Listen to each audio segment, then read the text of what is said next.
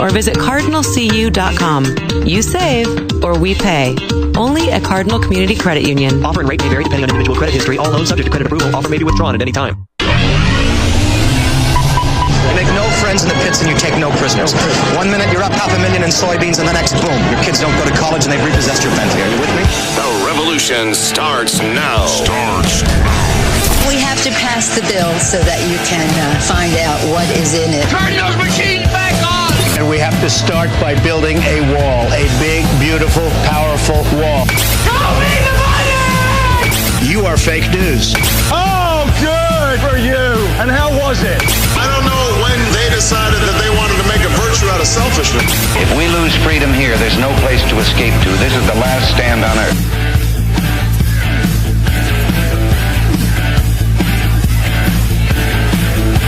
Because we are live. We're live? Oh, yeah. Hello, audience. Except just a touch a little closer towards the mic. A little closer? Yeah. How's that? You're good. All right, cool. We're here streaming live at lakeeffectradio.org/studio, livestream.com/lakeeffect. Gotta love plugging that.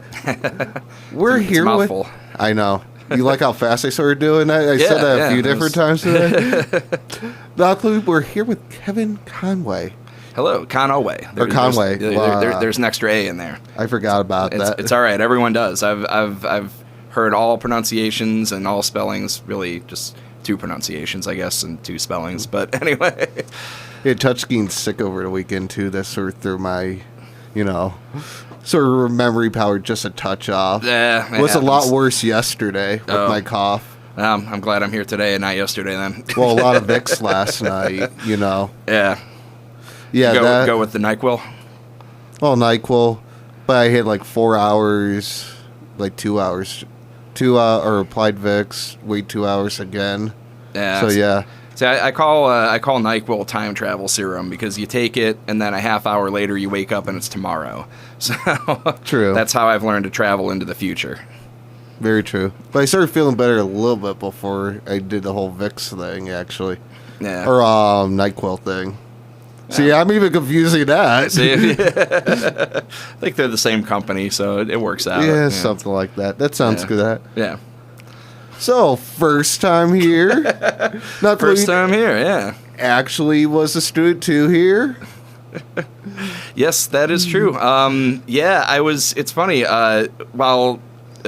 Rich, right? That was his name. Yeah, Rich. Yeah. While he was in here, I was walking around a little bit downstairs and checking out the cafeteria and trying to jog my memory of like, wow, I remember eating here. I remember eating a sandwich there and chili there. Like, it's. I don't know if the interior of the buildings has changed since I was here, or maybe it was just long enough ago that I don't really remember what the inside of these buildings look like. Two places.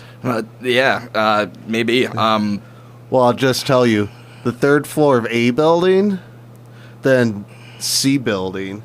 Okay. Over across the hill and that has that like glassed-in study room and that. They redid that. Gotcha. Okay. So that... Then the add-on of that fancy building out front, too. Yeah. That's really recent. Like, It just opened the 13th of January. Gotcha. Yeah, so. I would have...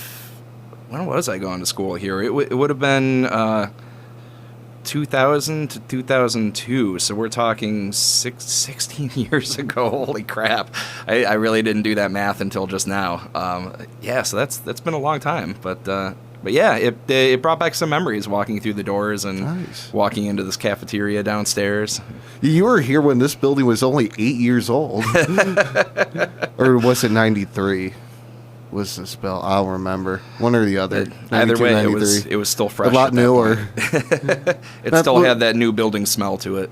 Not including the actual PA system, sound system that was in here was a lot better shape. Well, there's that, and that soundboard might have been new. Ish, yeah. But now we actually have this newer sound system. It's a lot better than that one. Yeah, and the station in general is upgraded, and I don't think you guys were streaming online before back then either. So. Well, that was it February 13th? Or 2013? Okay. That happened? Yeah, so you definitely weren't back then. No.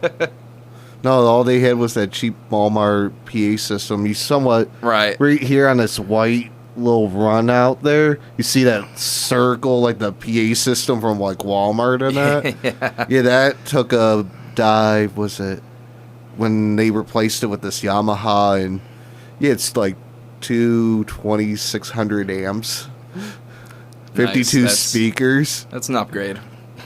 Oh yeah. Yeah. Yeah, 52 speakers compared to before that was only 26. Yeah. Yeah, I mean, like, back when I was here, pretty much, like, the station would broadcast to the second floor of the cafeteria, and that was really about it. And now we're doing both? Yeah. I mean, it's twice the audience. And online. And sporting events and this, and local musicians. All that, yeah. To which we appreciate that, with us local musician guys. And that's why we do, because you guys are the greatest. That's why you guys really like us, too. And we like you. So it's true. A mutual thing. Mutual liking going on. That's why both of us know that we signed up for this craziness. Right, so, right. You know, it's really easy to go along with. Right, you know. So, yeah. Cool, man. So we'll sort of start diving a little bit into you. Sure, all right. So how did you... Let's get this therapy session underway. Yeah, I know, you know. So, what's your problem? Well, why are Doc, you here? Why are any of us here? Hi, Kevin. What's your problem? Yeah, this is getting deep now. So, what sort of got you in the whole going into music and wanting to play in that? It was, well, actually, I'll tell you exactly what it was. It was, well, okay, so I'm long-winded and I can't answer any question just succinctly. So, like... It's all good. I guess that makes for better radio, I suppose. So, yeah, when I was a kid, I was always really super into music. Like, my dad will tell me stories regularly about how I used to, like, walk around with various cylindrical toys and pretend that they were microphones and sing into them and stuff like that. I don't remember any of this. He might be making it all up for all I know, but yeah, he swears by it. And when I was a kid, I had one of those little, like, Fisher-Price record player or something along those lines. It might have had Big Bird on it. I don't know. But my dad had given me this big, giant stack of, well, to me it was big and giant, this stack of 45s of, like, all this music that he liked when he was younger. Like, so there's Beatles and Animals and the Four Tops and, like, a bunch of Motown and like, a lot of 60s British Invasion stuff. And I loved it. I loved all of it. So when I was young, that was like the Beatles were my favorite band when I was 6 years old. So I just it gave me this really good appreciation for music, and just through the years I would pick up on various bands. I listened to a lot of classic rock when I was younger. I loved Genesis. I loved Billy Joel. And then I think I was in middle school when I heard my first Pink Floyd song, and it pretty much changed my life and made me say, I have to learn how to actually do this and play this and write music. And that's Comfortably Numb made me want to play guitar. So... I gotcha. And here we are. I could have been an accountant, I guess, but nah, that's too boring and plain. Yeah, they make too much money too. True. The whole money thing's overrated. Yeah. Like, me. Funny thing bringing that up of McFarlane about being responsible, financially and that earlier. Yeah, who needs that, Yeah, exactly. Shout out to Michael McFarlane, by the way. Yeah, bring back money up, later, a few hours later. Right. Yeah, who needs that? Yeah. Let's see. Oh, I got that. Was that the chat or something going on there? He fixed something that, because the autoplay was ran just a touch over, but he fixed it. Yeah, that's the one bad thing every once in a while. With everyone in and out, the autoplay sticks. Okay. Thank God he watches to make sure that. Is that like a chat? Like, can anybody jump in there and type stuff? Oh, okay. You don't even need a username. Yeah. Okay. How do they get to that? Is that through the website? Yeah, either livestream.com/Lake Effect. Or lakeeffectradio.org/studio. Cool. All right. Yeah. Except this is Like, this is more fancy, or a little less fancy. But, you know, you had the screen, you know, video. It's a little chat box on their side. You'll see a little pen symbol underneath the chat thing. Just click that. Throw in a name. The only bad thing is, you know, like, question marks. You can't use that stuff. Gotcha. Yeah, you don't actually have to hit log in the live stream. Cool. You just hit save and, you know, start, you know, typing away. Yeah, see, there you guys go. The millions out there listening, feel free to jump in on the chat and send us some stuff. Oh, you would be surprised. Especially sort of the evening. This is where the whole Western Europe scene sort of European scene sort of shows up. Really? Oh, yeah. Nice, all right. No, well, that website and that, the org, we actually started that the last Wednesday of August, or was it the first Wednesday of September? And yeah, you could track that stuff now. That's pretty incredible. Let's get some comments from England in here. They might come. Yeah. You'll definitely find out in that. Yeah, I can brush up on my French too.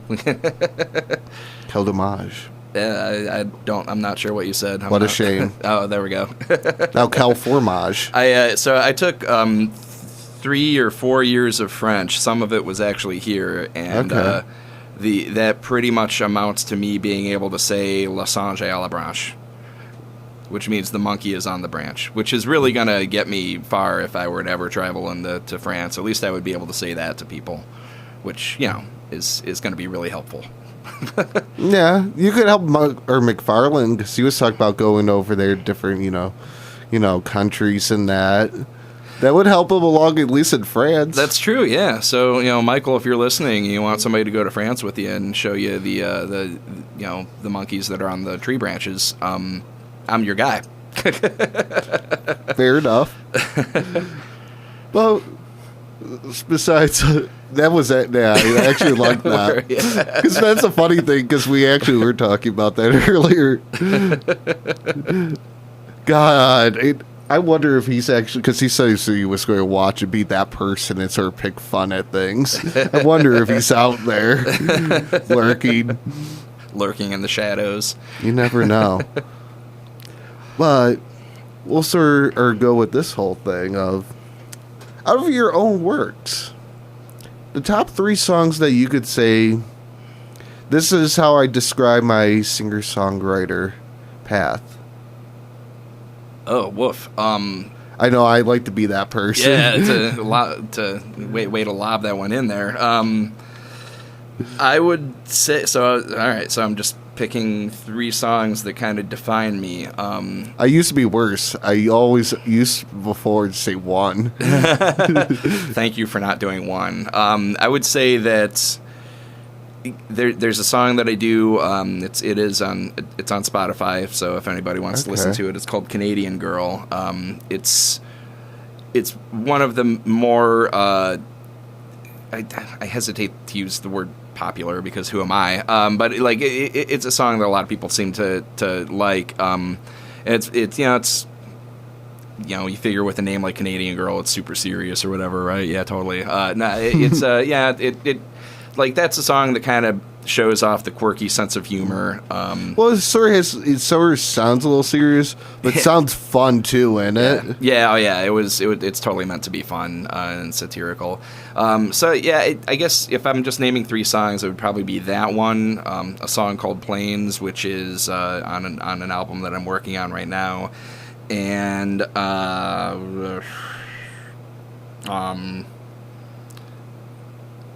maybe a song called Green Meadow Lane, which is another one that'll be on an album that I'm working on currently. So the reason I picked those is because Canadian Girl, very poppy, very melodic, very doesn't take itself seriously at all. So that's kind of like the humor aspect. Planes, a ballad, multiple movements. It's a really long song, so it has a little bit of that progressive influence, and it's also just very introspective, somewhat depressing, so I have a lot of that as well. And the Green Meadow Lane, shows off a little bit of the heavier aspect of some of my influences. So I kind of throw 3 different mindsets at you, I suppose. I like it. Have you heard some of the things I sort of been asking people, or you haven't paid attention or checked out anything prior to this? So I got here about maybe a half hour or so into, or a little bit into his. Like, yeah. Okay. So I was listening to probably about the last half of Rich's interview, just kind of standing outside the door, trying not to make any sound and not disturb you guys. So I heard a couple of questions, and don't worry, yeah, there were definitely coming. a few there where I was like, oh man, how would I answer that?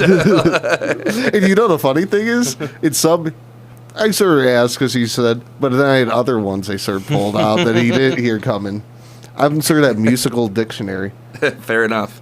Then you have Tim with his normal thing of your first instrument you ever played. First instrument I ever played? Probably, does a recorder count?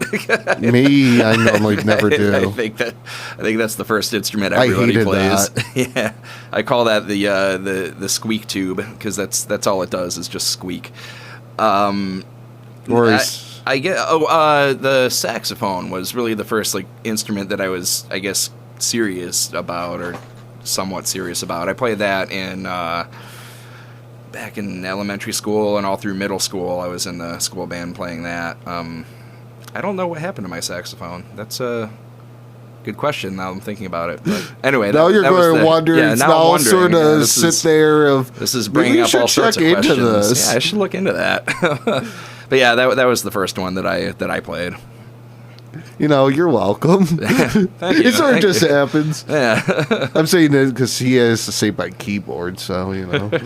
So, I'll sort of go into this of, since I know you sort of know Benjamin and Mike. Yeah, Sean Benjamin, Michael McFarlane, shout out to those guys.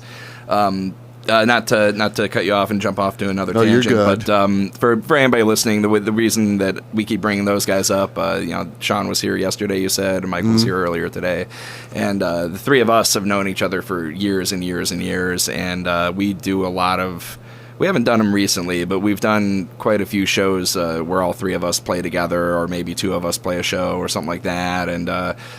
For a while, we were doing an outfit where we would call it the Solo Society, and we would book it as a singular unit where we would we'd all show up and we'd all play at the show together and just kind of take turns on who's leading what song. So I would lead a song and Michael and Sean would back me up. Then Sean would play a song and Michael and I would back him up. And then Michael would play a song, Sean and I would back him up. So we would just kind of take turns on that. So yeah, we're all super familiar with each other's music and play a lot of shows and stuff together. And, anyway, I totally sidetracked. No, you're good. You're good. I'm sort of used to this because every once in a while I do that. Someone puts me in perspective. So it sort of goes back and forth. Yeah, fair enough. So, have they sort of helped you or taught you different knowledge of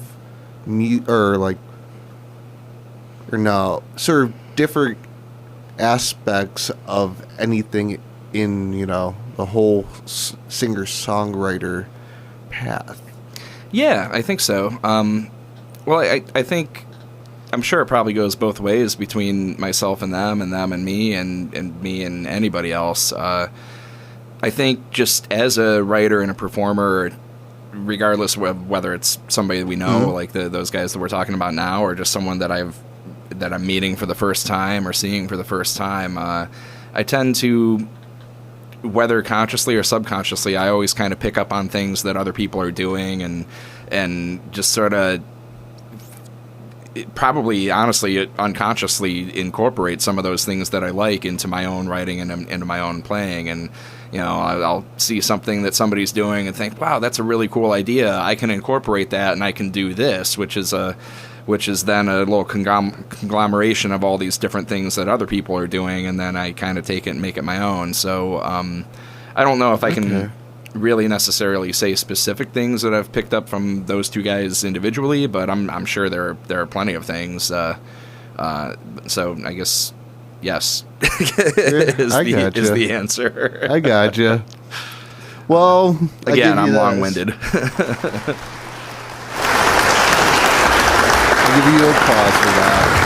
Because the past like 2 years, always, if I see at least 2 or 3 people working a lot with one another, always the third person makes it in the studio, I sort of do that too.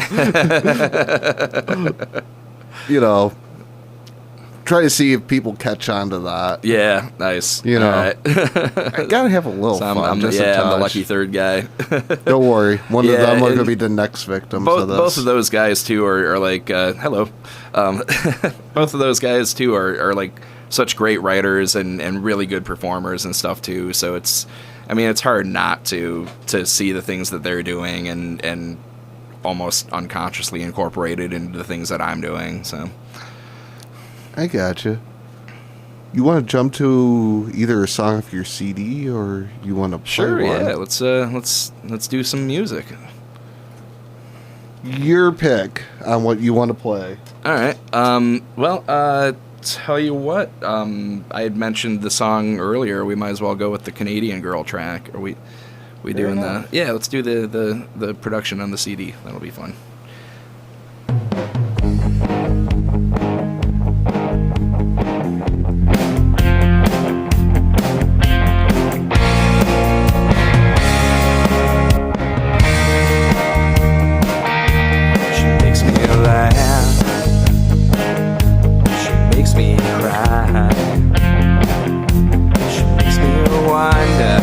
Just who the hell am I? She makes me smile when she says hey. I think she's hot, but I think she thinks I'm gay. Well, I don't know what I'm doing. Well, I don't know if this is right. All I know is that she'll be mine tonight. 'Cause I'm in love with a Canadian girl. She doesn't know it, but she gives me the world. And when she speaks to me, she sets me free. I don't think that she understands. I'm in love with a Canadian girl. She doesn't know it, but she gives me the world. Just what she does to me, I'm on my knees. She's got me in the palms of her hands. Oh, my Canadian girl.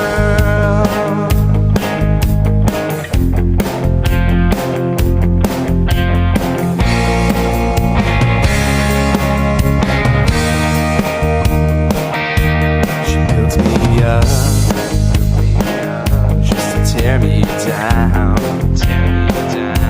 Still I smile every time she comes around. She gets me high, she leaves me low.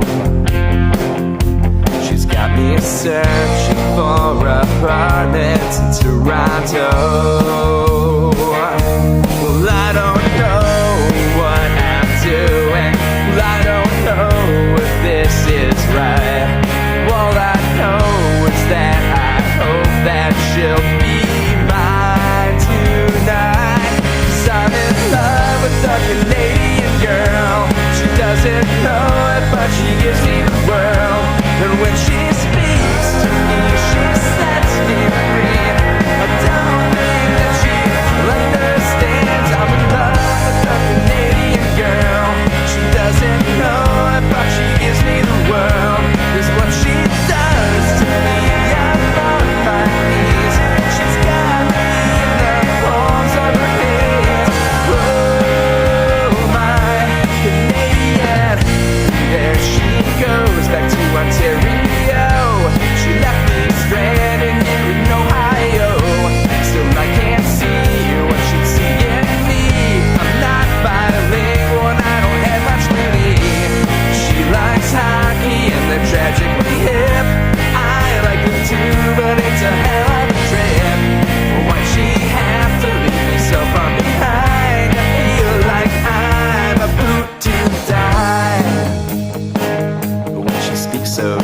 soft.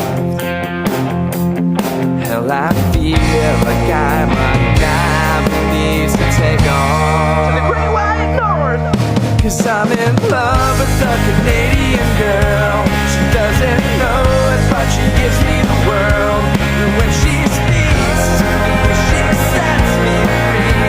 I don't think that she understands. I'm in love with a Canadian girl. She doesn't know it, but she gives me the world. 'Cause what she does to me, I'm on my knees. She's got me in the palms of her hands. Oh, my Canadian girl, Canadian girl, Canadian girl,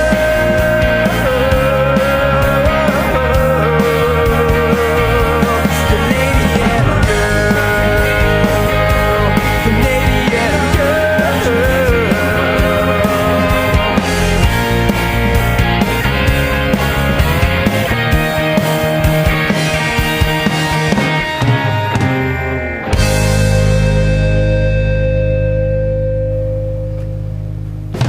Nice. Thank you. Thank you.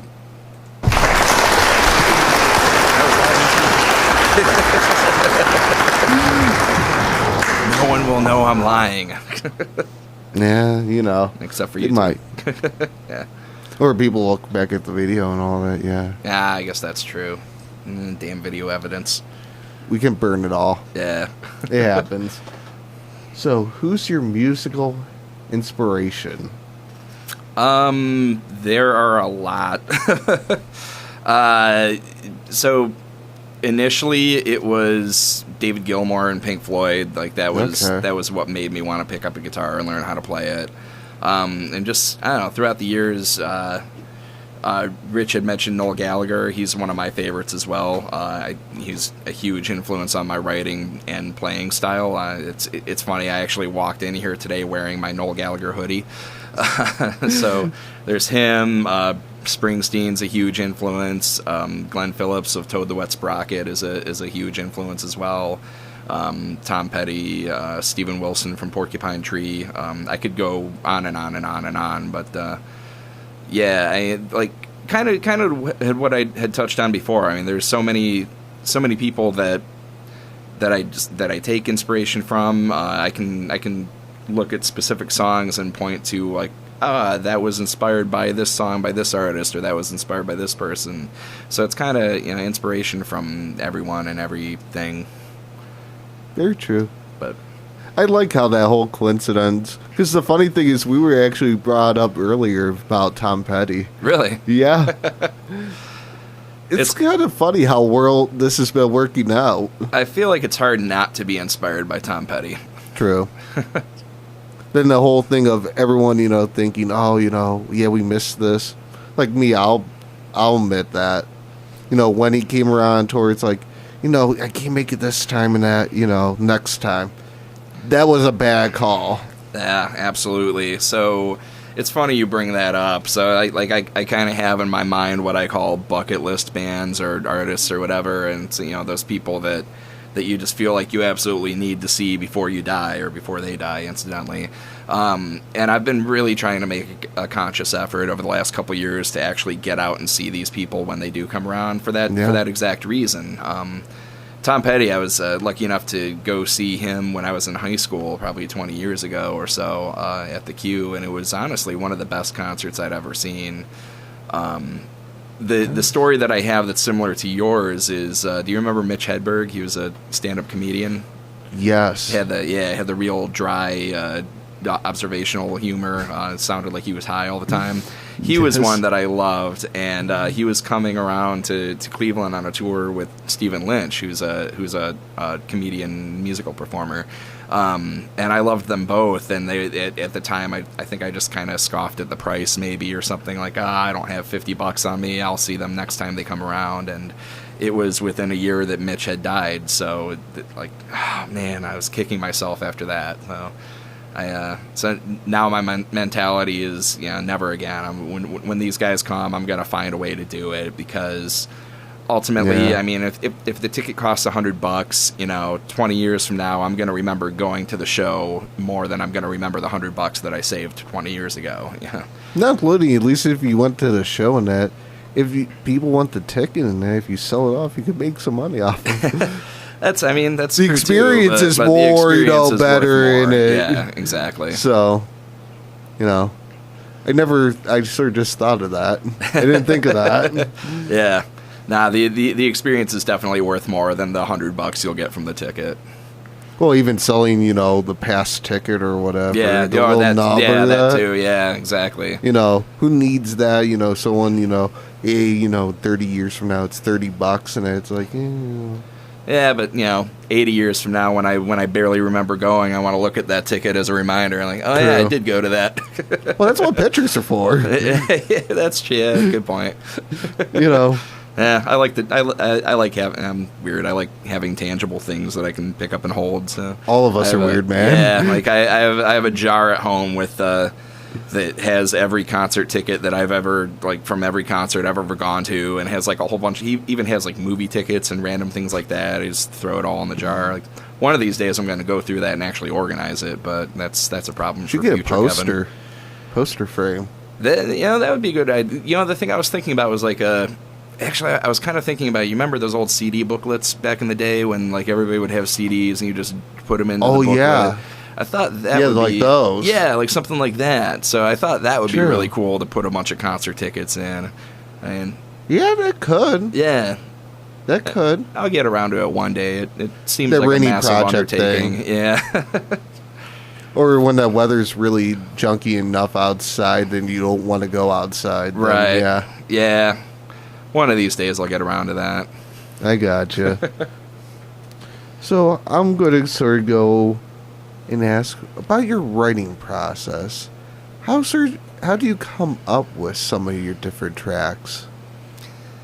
It's different for almost every song. A lot of times I'll just get kind of an idea in my head and I'll come up with a melody and maybe come up with a couple of lines for a chorus or something like that, and then I'll build everything around that. But then there's also, for instance, on my phone I've got, 50 to 100 random just audio tracks of me humming something or playing a guitar lick or something like that in there. So a lot of times lately what I've been taking to doing is I'll kind of get an idea in my head, then I'll go back through a lot of these ideas that I've recorded and just kind of listen to them all and see which one sort of fits that idea, and then I'll find one, and then I'll start building a song around that musical idea. Fair enough. Yeah. I like it. Got to be organized somehow, I guess. Well, it's almost like McFarlane that has different colors in between the right, CD. Yeah. All different CDs and that. Yeah. Everyone's got their thing. We all have our weird quirks, yeah. It leads back to everyone's weird. That's true, man. Everyone is in their own way. Like if somebody seems like they're not weird, they're actually just hiding it. True. Very true. Yeah. Let's see, Tim. He didn't throw anything else. So, I'll sort of go off on my other different aspect of, if you could perform at any venue in Ohio, what would it be? Or where would it be?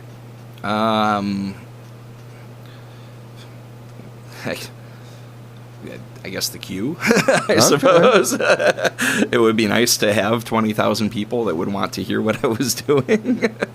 I don't know. That's a really good question. I think that, I guess I'll answer it this way and say that my favorite place to see a show is Musica in Akron, just because it's a small, intimate place.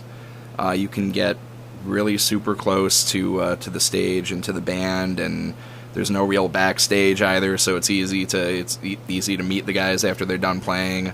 I've seen local artists there. I've seen touring artists there, and the sound in that, I have no idea what they're doing, what magic they're working the equipment, or what kind of weird wizarding genius the sound guy is, but the sound in that place just sounds absolutely amazing. So I played there sort of once as kind of a I think I had maybe a 10-minute set or something like that I did in the middle of a stand-up comedy show, actually, because the guy that was running the show, him and I were friends, and he wanted a musical act to kind of break up all the stand-up that different acts. Pace. Yeah, to have a little bit of a different pace, and and like I can tell a few jokes, and I've got a couple of somewhat not so serious songs too, like the Canadian Girl, for example. So I did get to play like a little micro set there, but I've never played an actual like full set in front of people that are there to see me. I guess that would probably have to be my answer. I'd love to get into that place and play there. Okay, that's a good answer. Yeah, thank you. The funny thing is, you sort of bring up the whole I haven't been there, but there's actually two musicians. What was it? Was it Sovereign Bombs? And shoot, who was it?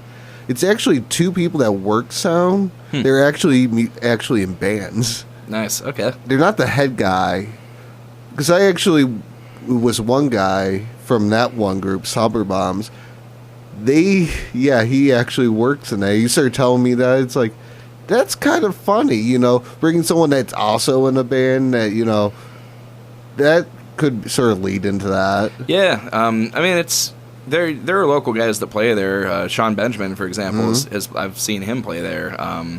So it's something that's, certainly not outside of the realm of possibility of happening at some point, but it's I don't have the following to do a headlining show there by any means, so it would have to be me opening for somebody and me convincing them that I can bring in some people as well, and making sure that I fit on whatever show that I'm trying to get in on, and making sure that there's actual availability for it too. So there's a lot of factors involved, but yeah, it's something that I could probably see happening at some point down the road. Hopefully, it'd be nice. Yeah, it can happen. It can happen. I like it. Now, sort of go of, if you had a chance to play anywhere in the world, what would be that one place you want to play at? And I think it would be really, really cool to do some stuff over in Europe. Okay. I've heard a few people tell me that European shows are pretty amazing. We keep talking about Sean and Michael. Sean has been over to Europe and has played in England and Scotland. Now, the obviously, like, the ultimate dream, if I had a band or something like that and a giant following, Glastonbury over in Scotland would be incredible. That's like the most incredible music festival in the world. But that's the pipe dream. He mentioned that yesterday. Yeah, I'm sure he did. Yeah, I think some European shows would be really cool. Let's see. Here's Dear Tim. If you could open for any band, who would it be and why? Noel Gallagher. I feel like musically, my stuff would fit pretty well with what he does, obviously, because he's a huge influence on me. And man, I just want to sit down and have some beers with that guy too. Yeah, that would be a good one too. Yeah, whenever you see him in interviews and stuff like that, he's just constantly entertaining, and not in a trying to be entertaining way, but in a way that where he's just kind of a dick, but he's really funny about it. So sort of that, sort of sarcastic, way. I get you. By the way, am I allowed to say that on Not air? completely, but don't worry about it. Okay, cool. All right. But yeah, so I feel it's not like the FCC scored completely fine us. Good point. So that would be that. I mean, that would be a great musical tour, but that would be just a fun couple of weeks or whatever, however long it would be for me. Definitely. Do you want to jump to a song?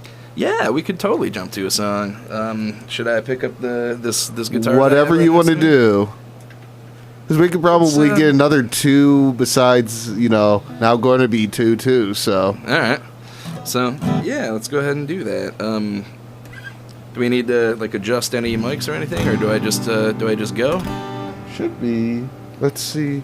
Oh, I got the pair of headphones. I forgot to tell you during the break. Oh, that I should put on some headphones? That probably makes sense.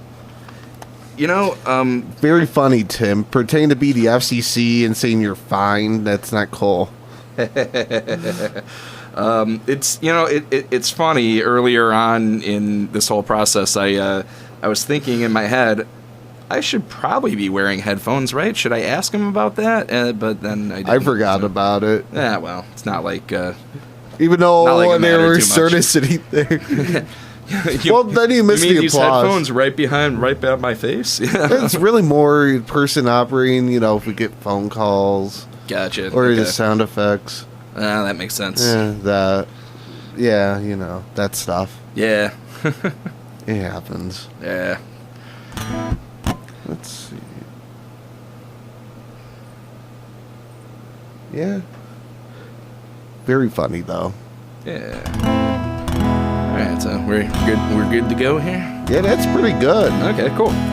So this, I had mentioned earlier about certain songs where I can draw direct influences, and this is one of them. So I'm also a big fan of Fountains of Wayne, and if anybody knows that band, they probably know them from Stacy's Mom. That was their big hit single. But they're definitely worth checking out. Looking into their back catalog, checking out their music other than just that one song.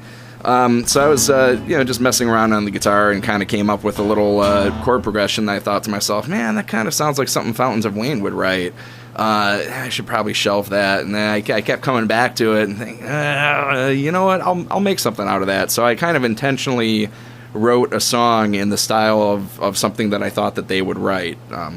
So this song is loosely based on a Cleveland DJ that I used to listen to, and just basically kind of I invented my own story about his life and his career, and I call it Good While It Lasted. Okay.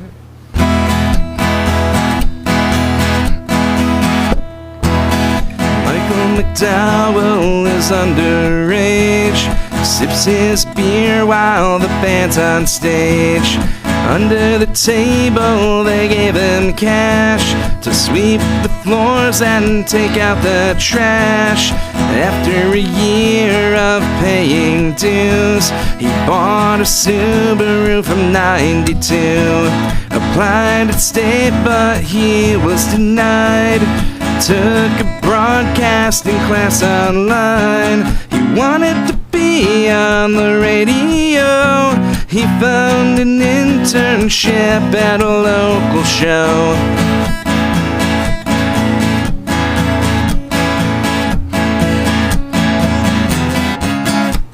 Getting coffee and donuts all day. They told him they couldn't afford to pay. But it was good while it lasted.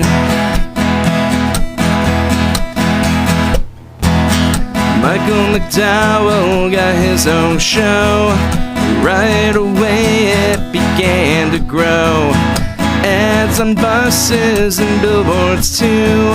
His face was everywhere that you could view. He went to a rival station for more pay and held the biggest audience of the day. His ego inflated as he looked around. Said, I'm too big for this little town. He wanted the fame and the city lights, so he left for Vegas on a November night on a first-class flight.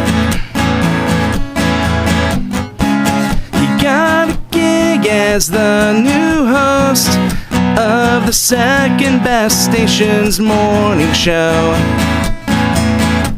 What a new plateau. And he was singing, whoa, whoa, oh, oh, whoa, oh, oh, whoa, oh, oh, whoa, oh, whoa, oh, oh, whoa, oh, oh. sound didn't fit, the ratings didn't improve, the station let him go. He was forced to move in with 4 other guys who all shared one car. He learned to mix drinks at the casino bar. No station in town would give him a break. He started to think that this was a mistake. Humbled and beat down and broke and alone. After 3 months he gave up and went home. Michael McDowell was playing tunes at an indie rock station with no revenues. But then it got sold to some CEO who changed the format and let everyone go. Now he's at the club where he drank underage. He tends the bar while the bands are on stage. He's done with radio, but that's okay. And if you ask him about it, he'll say, whoa, whoa, oh, oh, whoa, oh, oh, whoa, oh, oh, whoa, oh, whoa, oh, oh, whoa, oh, oh, whoa, oh, oh, whoa, oh, whoa, oh, it was good while it lasted.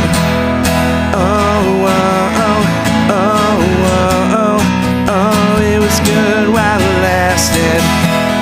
Oh, it was good while it lasted.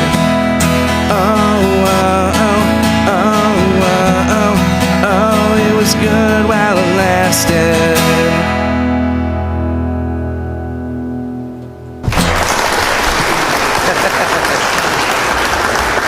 Packed house tonight. I know, it's small, slow crowd.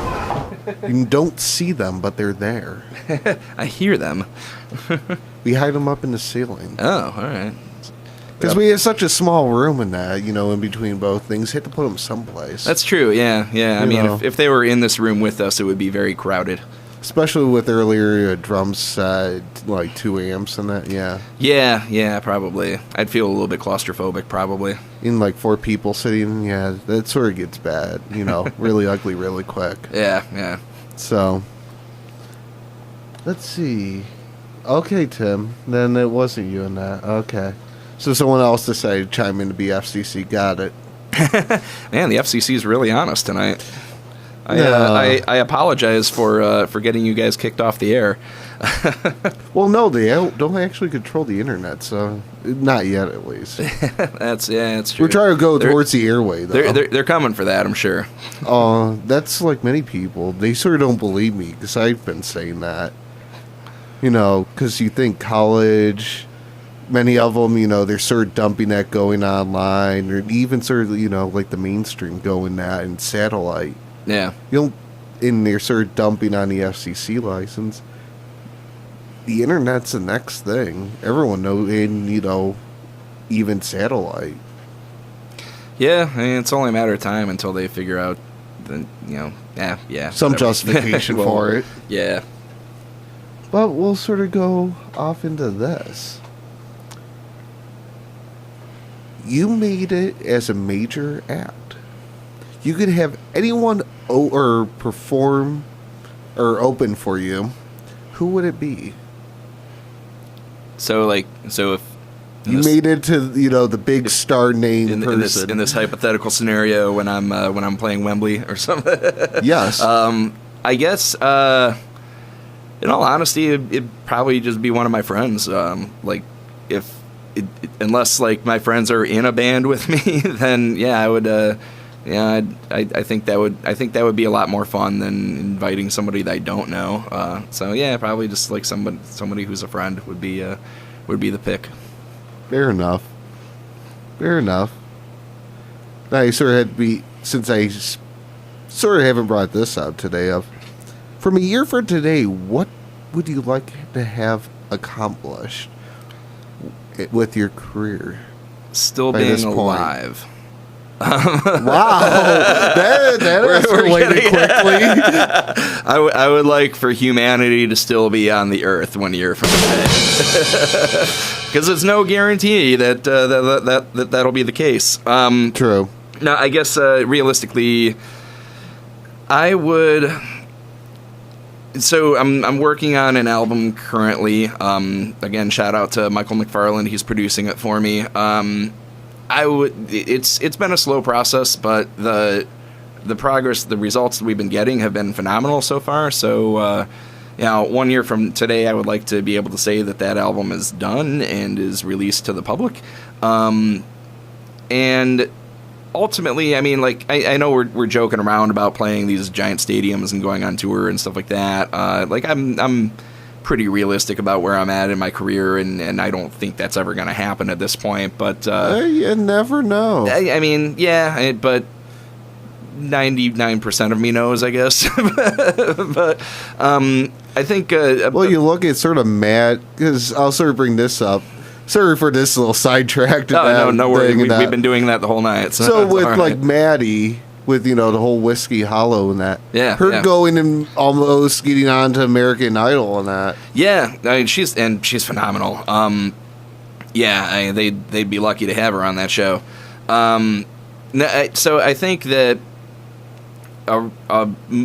like my main goal of what I would really like to do with my music is I want to try to get some stuff licensed, whether that's getting it recorded by another artist or getting it in a commercial or films and stuff like that. Like that's something that I'm trying to pursue a little bit right now. I've got a song that I'm trying to pitch, and then once this album's done, I feel like that'll increase the catalog of stuff that I'm able to pitch by quite a bit, and it's sounding really good so far too. So I think it's going to be of that quality. So that's an avenue that I really want to pursue. So I guess like the year from now goal would be, if in an ideal world I will have been able to license something somewhere. Nice. Yeah, I just want to be able to say that I was able to do it. Like I don't harbor any reservations of making a ton of money off of it, or like making a living off of it, or making it my main job. I just want to be able to look back and say that, like, yeah, I got this song placed in this thing. Like that would be really cool, I think. True. Yeah. I could see that. Definitely that really down to earth, perspective. That I could definitely appreciate that. Yeah, good. I'm glad. Yeah, I'm getting too old to harbor any fantasies at this point. You never know. You never know. Or, it might not be that complete fantasy, but something sort of, a little bit there. Yeah, I suppose. I mean, there's always the offhand chance. I mean, I think the dude from Nickelback was pretty old by the time they really made it into the mainstream. Or you look at, not the same industry, but like Diamond Dallas Page, for example, was 35, I think, when he became a pro wrestler. So, it's things are possible, I suppose, but I gotcha. Yeah. So I'll go into my off little things.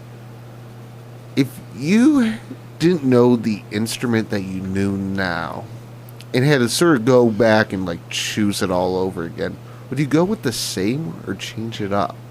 I think I would definitely go with the same instrument, that being guitar. I don't know. I just that guitar has always just kind of felt right to me. It's always the instrument that I hear in the mix of instrumentations of other artists and other bands that really kind of jumps out to me and makes me think that, like, yeah, I kind of want to do that. Like, even at a young age, that was the one that really, like, again, really jumped out to me.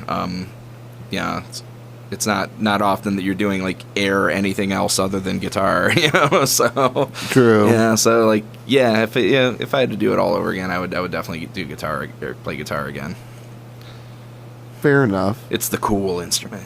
At least it was back when I was younger. It still is. Yeah, it still is to an extent. I feel like a lot of younger bands are using it less and less and less, and music's getting a lot more processed. And Hell, if you listen to Matt Bellamy from Muse recently was published in an article talking about how he thinks the guitar is dying, and I mean you can kind of look at that with guitar companies too. For example, Gibson's right on the verge of bankruptcy, and Peavey, was that a few years ago? They had that issue. Yeah, I think a lot of them are having that issue. Yeah. Martin, I was reading a while back too. Their sales have really dropped, but I mean, I also think that everything's cyclical too. So what was cool 20 years ago always is going to be cool again 5 to 10 years from now. So I think we're eventually going to get to that time where people are really looking at like the 90s alt rock and grunge bands and stuff, and then that'll become cool again, and guitar sales will pick up. It's all cyclical. I mean, right now, I just kind of think that we're in a time period where the first musical choice of the young, it used to be a case of like, the young kid wants to play music and he picks up a guitar and he jams out to it in his garage, and now we're in a time where I think people are turning to the laptop as opposed to the guitar, and that's the way music is being made. But it'll come around again. I don't think. To counter Matt Bellamy's point, I don't think the guitar is dead. It's just it's just in a period of slumber. I definitely could see that. Yeah.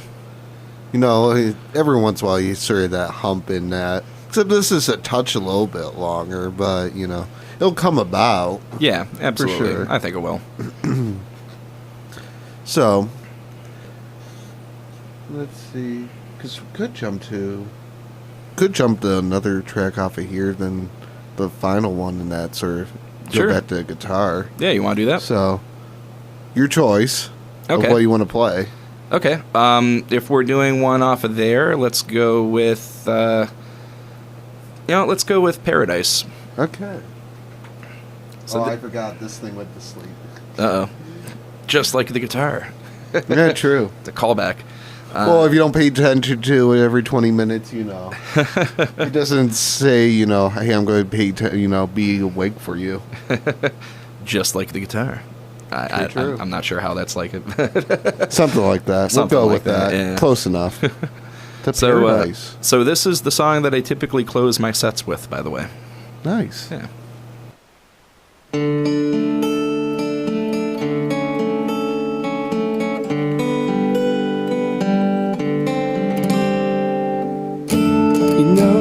I can't explain these feelings that surround me. It always feels the same whenever you're around me. You're always on my mind. After all, we're just two wanderers in the dark. We'll find a way, guided by a common star. Let me look into your eyes, 'cause this feels so right. Let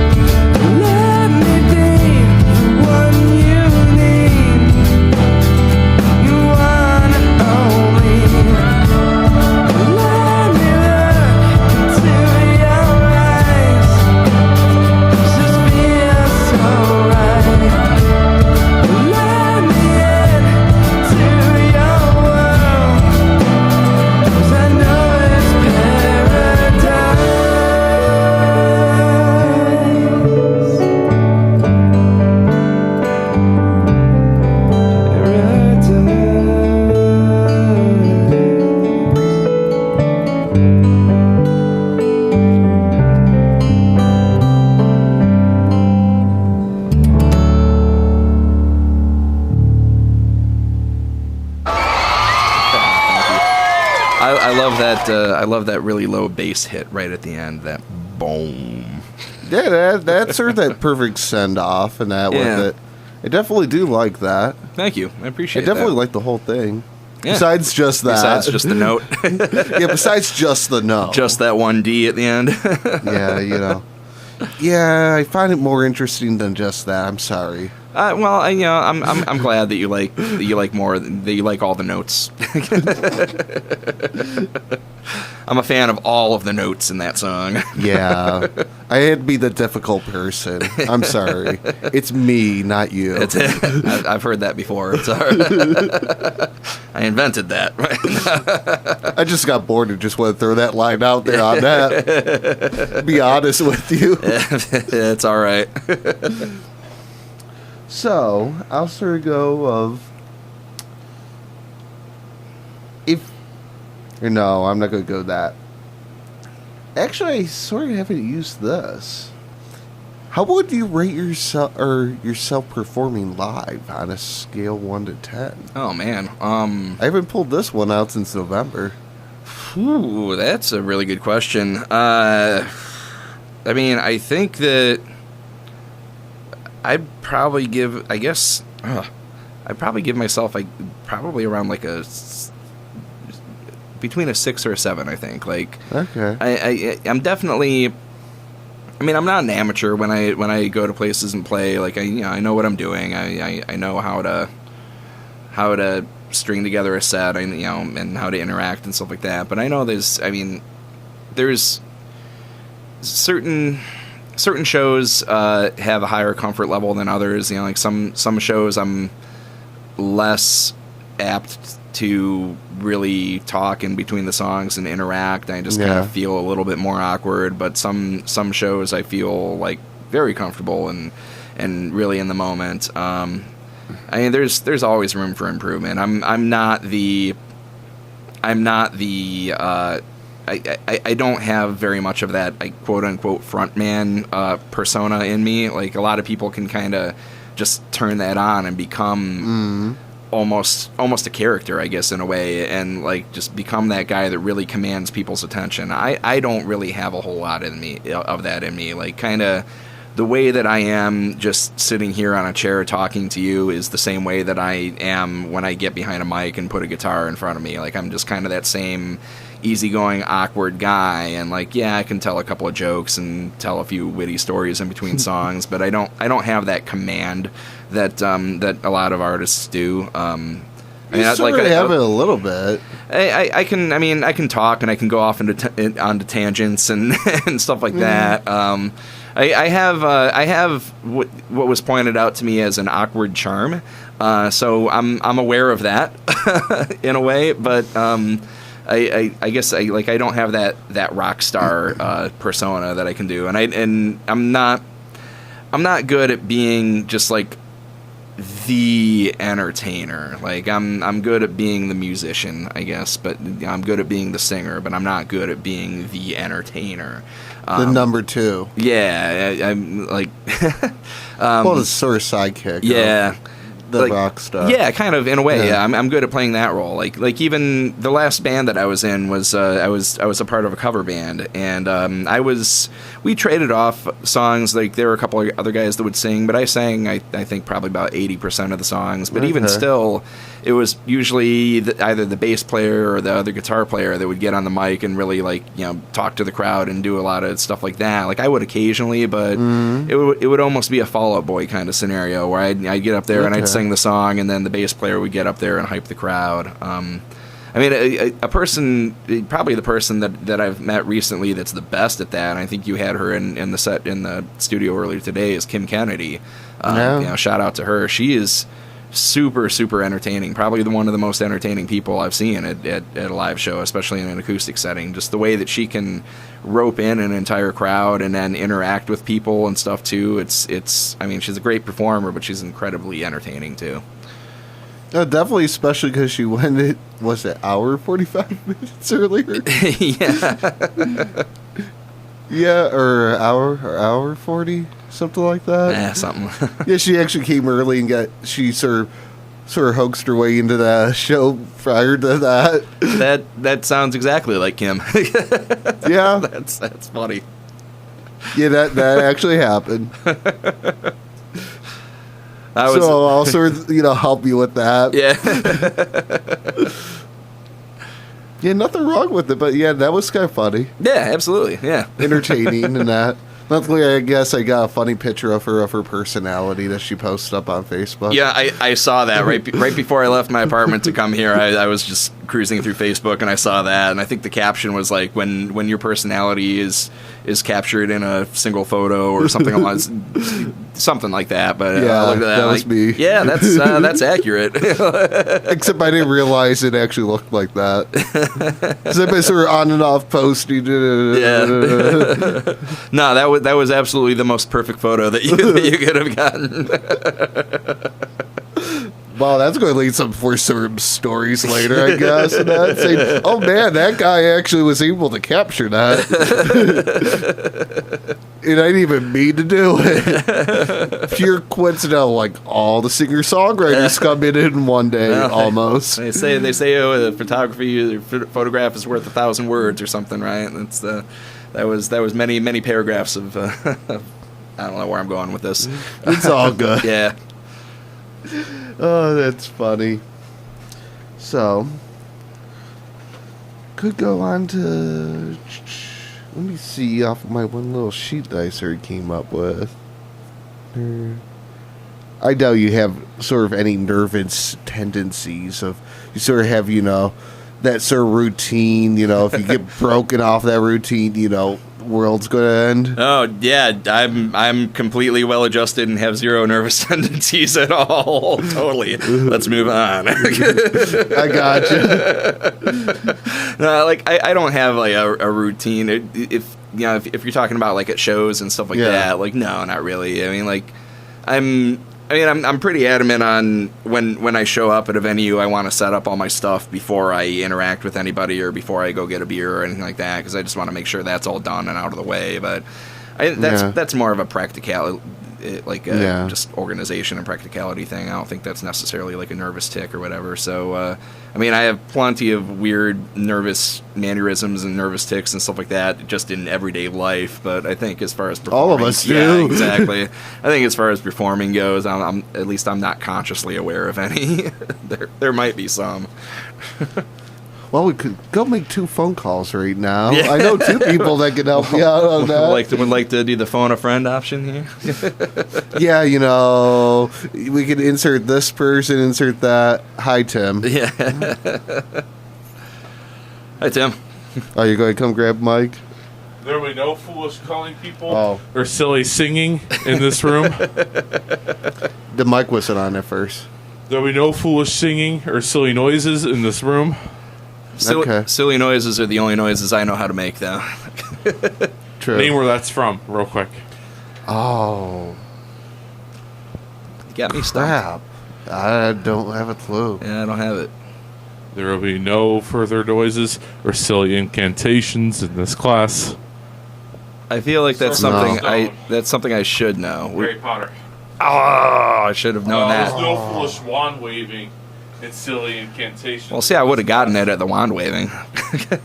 Yeah, I would have gave it away, to be honest. Yeah, that would have gave it away in that a lot easier in that. Be honest in that. So, yeah. Yeah, way to try to stump people. Hello? Yeah, you're on. Am I? Why is that not working? I think you're not. Hello. There we go. There you are. Or was it? Oh, in and out. That's what it is. Oh, because probably was a couple with making connection plugged in. How about now? Hey, there we go. there Now we I'm are. blasting you guys. Okay. Have you enjoyed your time tonight, I have, sir? absolutely, yeah. Has he treated you well? This has been a lot of fun. Good. First time here, right? First time here, yeah. Good. Absolutely. I feel a little bit bad being a touch late, and I try not to do that. Well, it's hard when you're by yourself doing these interviews like he has been tonight. Right. And Yeah. he's definitely a trooper. He's a survivor. He This 3.5 hours in the hot box. I mean, in all honesty, like, yeah, thank you guys for doing this, and thank you for sticking in and doing all this stuff too. Like, I certainly appreciate it. All of us do. It's I know it's a you great all outlet for us to be on here. Well, hold on, this mic keeps going in and out. Would this one be better? Yeah, Could switch the boom. Okay, I'll take that. You switch mics. There we go. Mic Okay, there we go. Check 1 2. So we actually didn't do this. Was it 2 falls ago, or 1 fall ago? And people actually messaged us asking where we were. Yeah, 2 like falls ago. why we weren't doing this. The answer was we're going through a transitional period. I had actually left as a student, and I'm one of the advisors for the station now. Gotcha. So, okay. But I actually just got off about 5 minutes ago, and I'm taking him home whenever we finish. So Nice. All right. But yeah, that was 2 falls ago. Yeah. Because we had a bunch of older people transfer out, a whole bunch of new influx, and didn't want to go and, say, try to, rush the gun and that. Sort of have people that are to, like, a good sneer degree, go and instead of, the person that sort of maybe average or not there and say, just throw them to wolves. That makes sense. Even though I know you guys wouldn't do that, all, you or the others and that, but, sort of feel bad, then, you guys would sort of, be a touch a little awkward of... Hold on. In this scenario, am I the wolf? No. Well, not go... No. That's sort of a bad way of paraphrasing. Sort of, you guys are always sort of we're always, like, sort of on that spot, but be just a touch below average of that.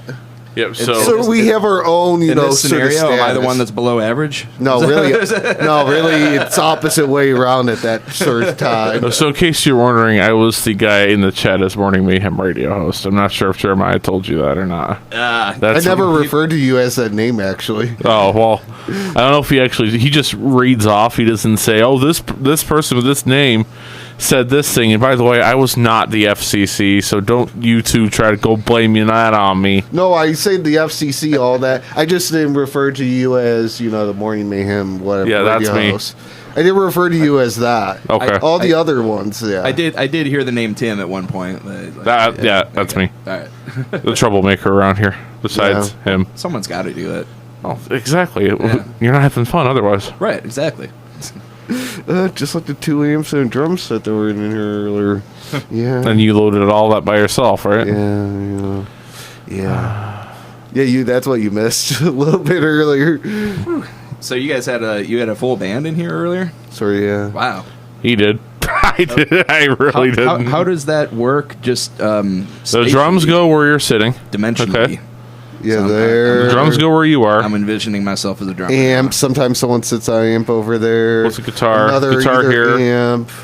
Or Or we put the drums in the back room and put a keyboard here and a guitar there and here. It works. Wow. It works. There hasn't been a single band yet that hasn't fit in here somehow, some way. Wow. That sounds like a challenge. Yeah, now next time Kevin's here, he's going to bring... I'm going to bring an 8-piece band. Well, he's going to bring Kim Kennedy, Michael McFarlane, Sean, himself. We're all going to come out. And they're going to test this philosophy now. Yeah. It's done and over now. This is experimentation. Well, let's see how many people it would take before we can't fit a full band in here. The problem would be we would have Kennedy doing her body painting and stuff in the back while you guys are all playing in here. Well, that's when it wouldn't work. No, if she's doing her body painting out there, none of us would be in here. I'd still be in here personally. That's just me. That's not an insult toward Kim. I know. Just know that. That you had earlier was 6 people in that during her interview and that in here. So yeah, I know you guys would tempt it. Yeah. Sort of this. So this is like last November. So yeah. That's the kind of stuff that happens. Damn. So for the millions listening, we're looking at pictures of a very cramped space with with a drum kit. Millions. And millions. Yeah, the first time a drum set made its way was fall 2014. Except we didn't fit it at the office. Name the band. Eerie Knots. Very good. I remember that because we had to carry all that for the clock tower. Yeah, without a cart. Bad idea. Without a cart at that. I had a bus driver give me a ride in from there, and I only had 2 things. Really? Nice. Like wow, I'm totally capable of walking, but man, thank you, I appreciate it. Well, you're not going to have a shuttle bus when you leave, so. I mean, it saves me 50 feet. I'm good. I'm just hoping he didn't park in the 45-minute parking, by the way. Forgot to mention that to people. Oh, where's that at?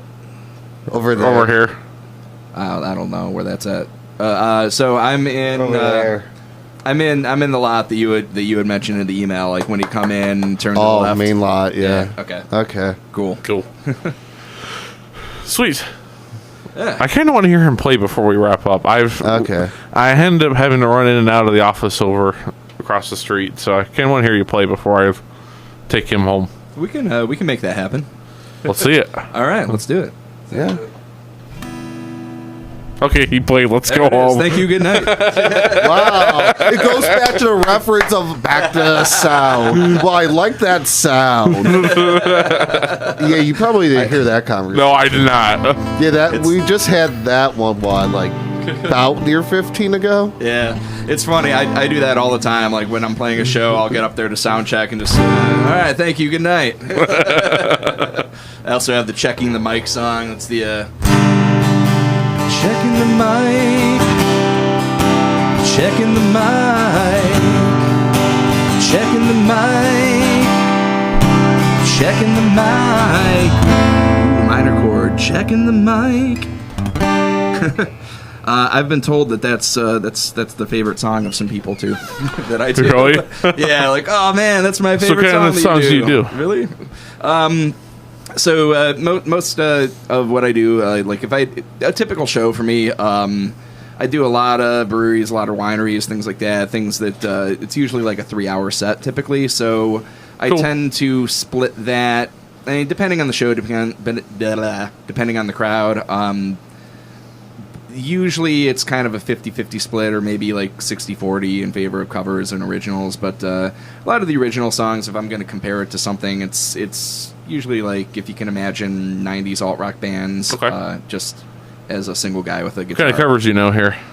A ton. Anything ranging from Beatles and Springsteen up to the Black Keys and Imagine Dragons and everything in between. That's actually pretty impressive. Yeah, I do pretty much all rock stuff. I don't really mess around with like country or very much pop or anything like that. But Don't Stop Believing Journey? I think I do have that one, and yeah. Are you willing to play it? Ooh, man. Want to try it? Well, you don't say have to. You don't have to. But I'm just asking if you're willing. Let's see if I remember how to.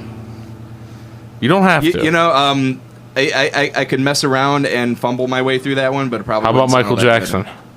The one Jesse does, Billie Jean. I don't know that one. Okay. No. I'm not going to throw him completely on this. I'm looking for I'm just looking for something that that he wants to play that I actually know. Remember who you're talking to, Jeremiah. You're talking to the guy who doesn't know a single Imagine Dragon song. Wow, you suck. I don't think we could be friends. I don't think we could be friends after this. Well, hold on. I'm not finished. I don't listen to Bruce Springsteen either. Wow. Oh man. Okay. We can't be friends after this. Truly. How many other? Who were some of the other artists we mentioned earlier? Tom Petty, the Beatles. I don't listen to the Beatles even. Man. You're Tom Petty. Okay. And you know the sad thing is, he's actually heard this before because of A, Gary Lee. Then B, not including Jesse actually covered one of those in November. I know Jesse covered one of those in November. That doesn't mean I remember it or listen to that artist. Not including I was using it as a promotion for this week, too, on Facebook that posted last week. Awkward. Not including that I didn't notice the post from last week, so I had no idea he was doing this. So enough about our shenanigans. Let's hear him. Whatever you want to play, man. All right, fair enough. I'll throw. I'll do one of mine again. Why not? So this is one that it's on that album that I'm working on currently, and that Michael's producing for me. This song is called "Ghost Town" or "Ghost Town."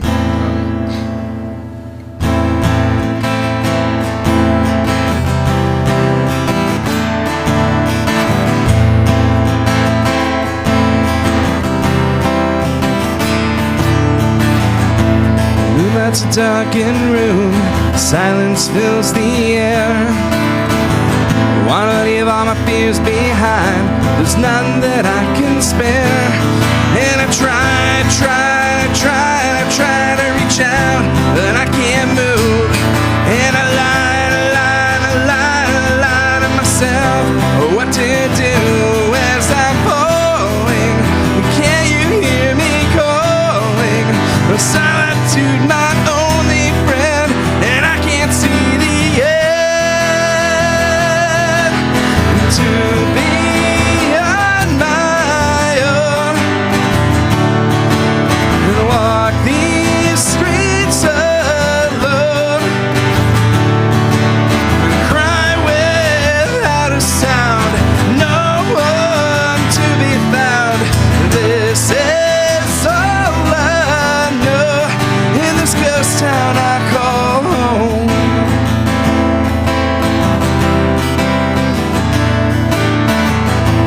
Caught in a roundabout and going nowhere.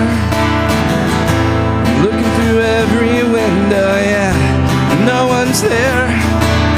Days and weeks and months go by, they're all the same. And I try to find the ending to this game. I'm failing, a train that's derailing, I'm stranded on a sinking ship, and help is miles away. To be on my own and walk these streets alone, cry without a sound, no one to be found. This is all I know in this ghost town I call home. Every road is a dead end, lower and lower I descend. This place will bury me alive. Never thought it's an attack. One step forward, one step back. I'm losing the will to fight. Good night.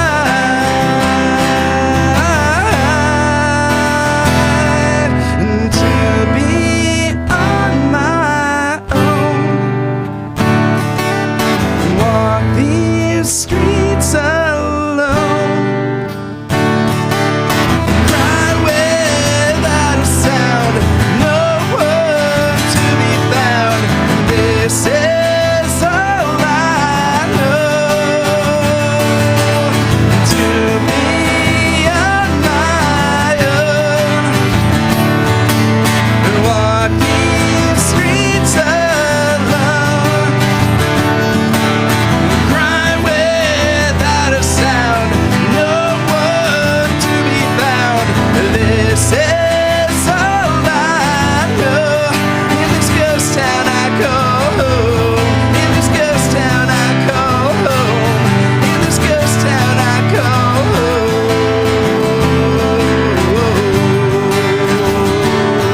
Yeah, yeah.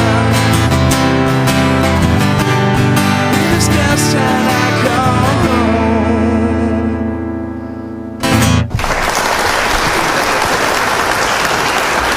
Gotta love the crowd. They're turning on almost all the time. And the sound of applause never gets old. True. Even if it's virtual and not in real life. But we could give you one. Wait, there we wow. You mean wait, that's not real? Wow. go. We should give him one. That's what I'm saying, Jeremiah. True. See, I appreciate that. it sounds virtual is good, but live is better. Okay, that's what I'm trying to say here. Now, I'm not trying to insult him like this guy always seems to think I am. So, You know, it sort of just happens. contrary to popular belief, Jeremiah, I am not an insult comic. Fair enough. Unless it's Kyle. We'll tell you about him later. Sometimes you just got to do what you got to do. Exactly. Very Kyle true. sounds like he deserves it. That's hilarious. He doesn't even know. Should we play the hot Kyle button? No. I don't think we should. Yeah, it's a reason why he has a hot button. It's themed after Cartman in South Park. Well, there's also the one, he's a huge Dodgers fan, too. Yeah. And I recorded one with me saying, yes, Kyle, the LA Dodgers are softer than the Houston Astros. Oh, man.